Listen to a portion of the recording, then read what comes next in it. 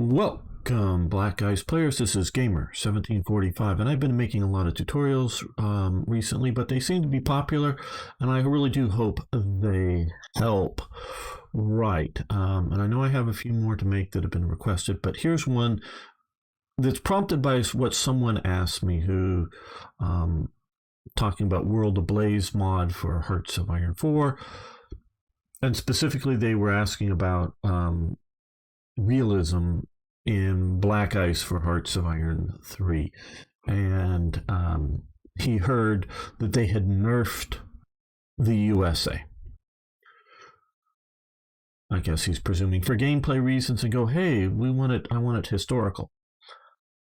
Well, I know that for Third Reich events, I work very hard to make it historical, but I know that this whole game is unhistorical because we are looking back at, well, how many aircraft did they build? How many ships did they build? How many tanks did they build? Well, okay, figure out in the game terms, and well, we need that many ICs, kind of thing. So it's not correct. I know it's not correct, but we try. We really try. And I think the person thought I took offense at the question, and I didn't. And my understanding for the nerfing of the USA that they were talking about, that's for when the player is playing the USA. And a lot of that, my understanding, is to make it more historical. I'm not sure exactly where the balance is between what the US could, what they believe the US could have done in a practical sense, and what it would have done. Yeah, how do I say this? I definitely play Germany as if I know we're getting ready for a possible war starting in 36, because Germany, the Horsbach memorandum and other things tells us that during this lead up period they were planning on getting ready for a war. Where the US is going through the Great Depression right now in 1936. It's not thinking that it's going to be involved in another European war. It's not even in the consciousness level of the higher ups there. The only thing they're really sort of kind of worried about is the Navy, because aircraft have yet to be a thing that's transatlantic and that can effectively hurt the U.S. We're not talking about doing a Pearl Harbor raid on San Diego or someplace. We're talking about conquering the USA. If it had a big Navy, it perceived, Mexico, Canada, yeah, they aren't going to hurt us. We're fine so long as we have a big Navy, or a relatively good-sized Navy. So I don't know quite whether the balance is not wanting people to, sort of retcon versus what they appreciate the peacetime potential budget of the military, because they have to pay for things back then with the Great Depression. And I agree with this nerfing, and so it's sort of if you're, as a human player, you can ramp up the war or production probably too quick and hit the ground running in early 1942 with a good-sized army. That's a bit inappropriate. And I haven't played as the U.S. ever. I've probably started it once or twice just to test things, but I've never played a game as US, so I really can't comment in detail on that. But generally speaking, the Black Ice team are trying to make it for the player a historical appreciation of the game, generally speaking. Okay. And that's what I presume this normal start roughly is. Obviously, if you come in here, you can go very easy, and this is because we can't do difficulty levels with, say, smarter or dumber AIs or something like this. It's difficult, like if you're playing an AI chess kind of thing, it's really a smarter or dumber AI. Well, here it's modifiers to these things. So you want very easy, you want an easy. What they're considering normal, I would read that as historical. I have played it on hard. I was victorious as Germany. I've never played it on Grofaz. I'm not exactly sure what that stands for. But sort of super hard, and then there's test difficulty. I buckle up. Okay, normal. I don't know. Multiplayer. Oh, and this is for multiplayer. If you're going to be playing as a multiplayer game, so you'll want to click that. So if you want a historical play through as your country, and we're currently playing as Germany. I'm presuming again, this is the one you take. Now, there's another element to all of this, and historicity. Okay, Chinese difficulty setting. You now have the opportunities to select difficulty settings. So you could go no modifiers, easy, normal, hard, very hard, China, very hard, no military bonuses. So I normally just go in here for normal. I don't, you go no modifiers. Now this here affects the AI. This doesn't affect a human player. So we've determined that the human player is playing as Germany, and so we're going to do normal AI. Normal for that. That's normally what I do. And then we can come down here. Let's just Western and Eastern Front difficulty settings. Okay, again, for Soviets, no modifiers, easy Soviets, normal Soviets, hard Soviets. You can see we're getting harder. Very hard Soviets, no military bonuses. We can see the soft attack, hard attack bonuses. So mostly these are for resources. Obviously, very hard gives hard attack and soft attack bonuses, or very hard, but no. So I generally go with normal here. Now, and this is something that, oh my God, can talk to maybe a bit more on this. I don't know, probably no modifiers is historically correct. And when I was thinking about making this video, I thought, well, we have to live with a bad AI. Well, I don't know that this is a bad, and I'm talking about the combat AI as opposed to production, as opposed to diplomacy, as opposed to spying, all these other elements. But combat AI, I don't know that this is a bad AI. I don't know of a game that is this complex. This is an hourly turn-based game, actually. This is actually... It plays for humans. It plays as if it were at least this is my understanding of this. It plays as if this were real time, but it's actually on the hour, and it's turn by turn hour, and there is some sort of initiative thing, I believe, going on. Who has the initiative that hour, as to who's sort of moving first or whatever. So it is a turn-based game as far as I know, but the turns are so fast. And so the AI is constantly in that analyzing what is going on. I don't know, when we're talking about a global game this scale, if there's somebody who's done a better AI. I just don't know. So let's just call this a barely adequate combat AI. Right.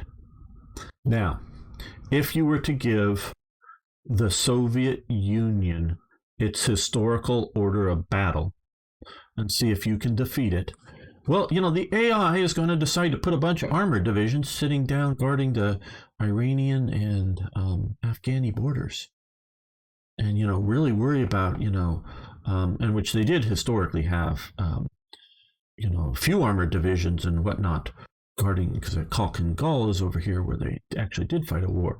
It's sort of an undeclared border war, if you will, but still a war. There were significant losses and captures and whatnot. Tanks were knocked out. It was a real fighting, as opposed to just minor skirmishes. This is obviously a reasonably well-defined border.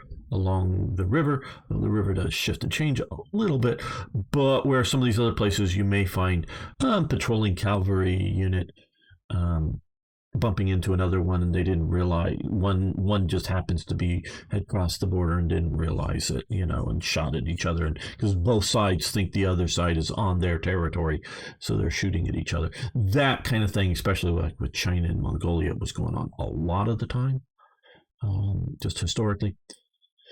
But yes, the Soviets did keep under Marshal Zhukov, or who becomes eventually Marshal Zhukov, a fairly large force, and he fights the Khalk and Gal out here.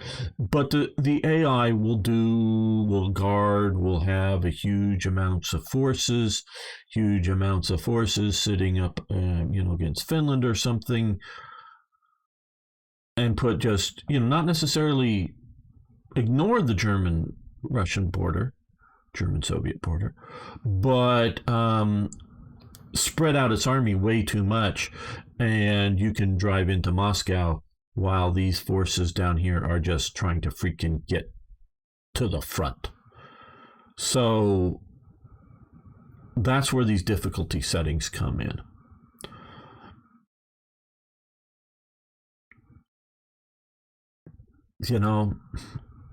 How do you choose? What do you do?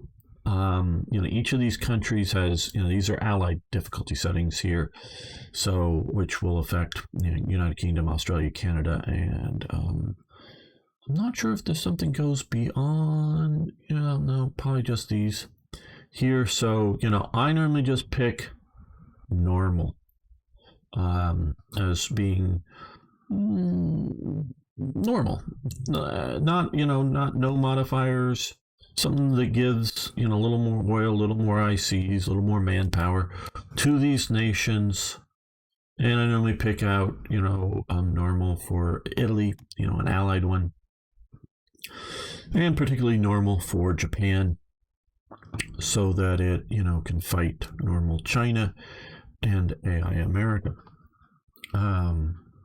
reasonably well without trying to give either my allies or the opponents a boost. So, if you're looking for a game that's going to be very good to history, you need something like War in the East, 1 or 2. Because there is production elements there, but they're highly controlled, and you're really looking at, a particular front. What is available to the Soviets on their Western Front, what is available to Germany and its allies on the Eastern Front. That's it.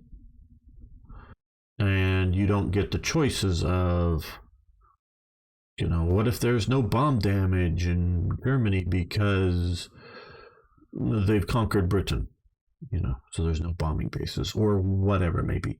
So I know I strive for a historically correct game. I have added ICs to the USA that, you could argue that I shouldn't have. You can argue that I should, partially because they were missing on the map when you come into, say, like right down here. New Haven, Hartford. New Haven, Hartford. That's where like Colt manufacturing is. Colt. What do they do? Oh, they make firearms. And Remington. This was originally, now of course these states hate guns, so they're trying to sue gun manufacturers. And although they've stayed there, but Colt is basically I don't know. I think CZ has bought Colt out, the Czech company.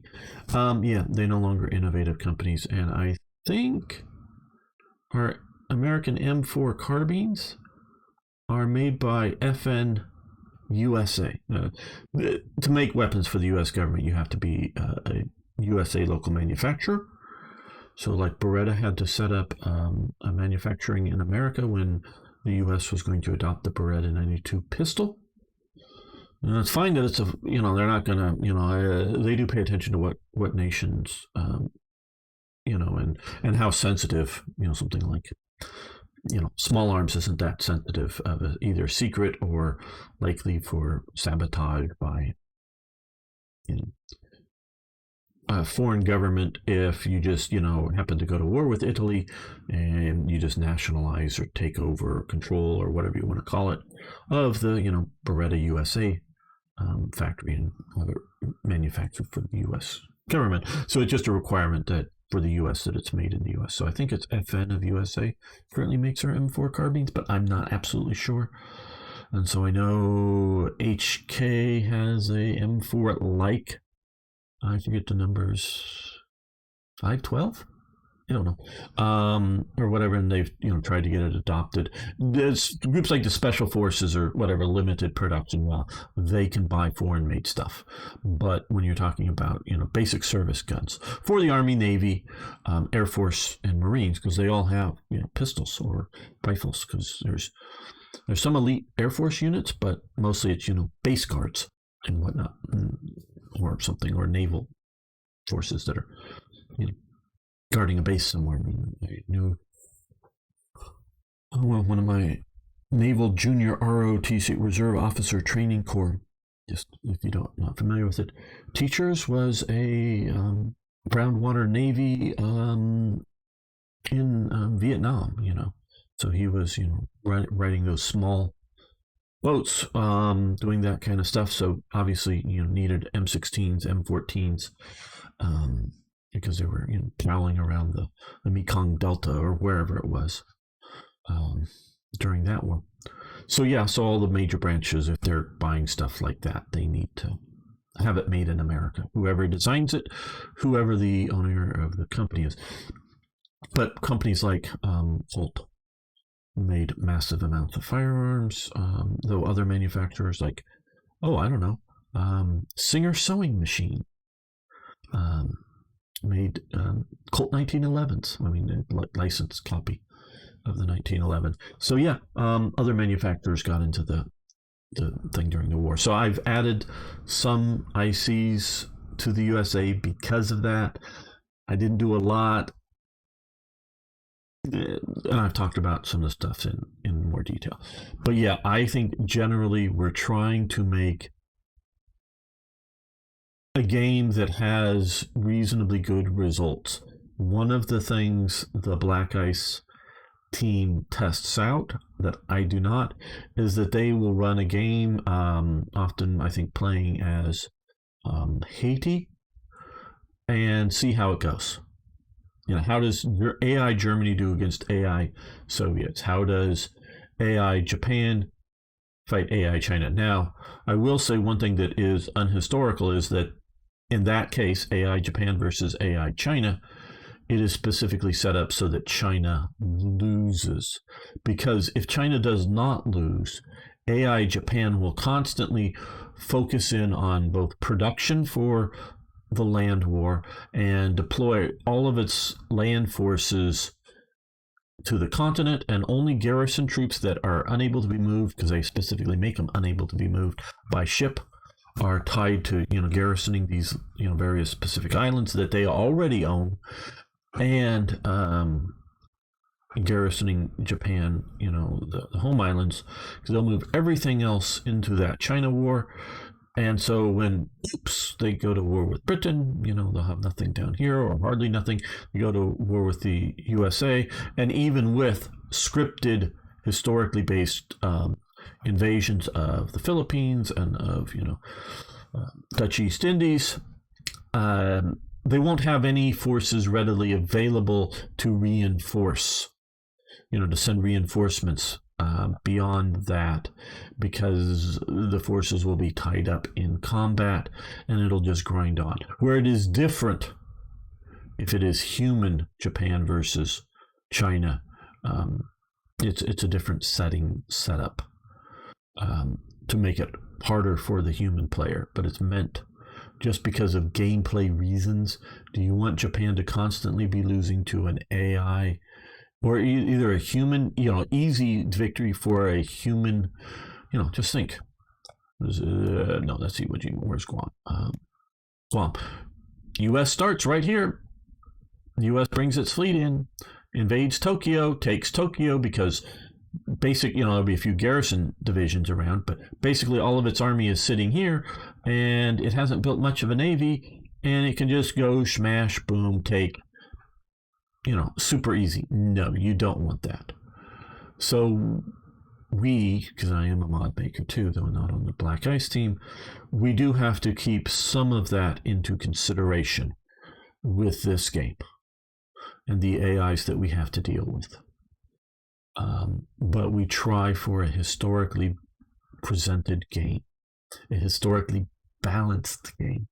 Like I say, that when Germany fights AI Russia, knowing that Russia will keep forces on other borders, it normally turns out somewhat historical, is what they tell me. And they can make comments below if they wish to, and you put questions in here. I know we have a lot more buildings and mines and whatnot, and I'll be looking at some of that in my next playthrough. So if you haven't already, please subscribe, hit that like button, post your comments, and share this video. I really do appreciate all of that. And like I've said before, if you have questions either about this or other tutorials you want made, please let me know. And if I've sort of gone some time without making one on your topic, poke me again, because maybe I just have forgotten. So thanks, everyone. Good gaming.